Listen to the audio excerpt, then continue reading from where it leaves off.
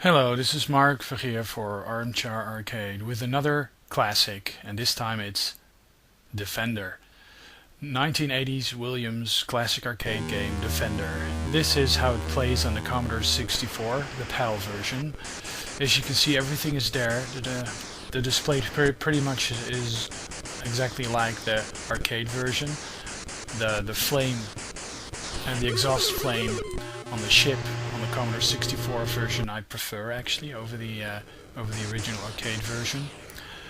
The thing is that the PAL version plays a tad slow, just like the Donkey Kong. So I tried the NTSC version to see if it's any faster. And indeed, it is a bit faster. It's actually more playable, although I crash it on my first flight. But as you can see, it plays a bit faster, and it's actually more enjoyable this way. I think the game was developed on NTSC. So this is PAL Defender, which is rather slow, as you can see. And I'll switch to NTSC Defender, and you can see that the gameplay is actually a lot faster. So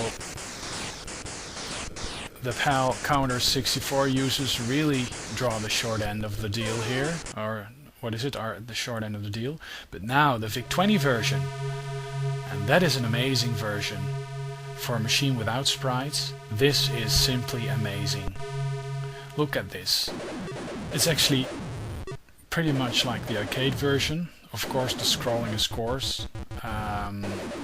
It's definitely character based, so all the finesses and the smooth scrolling of the Commodore 64 version are not there.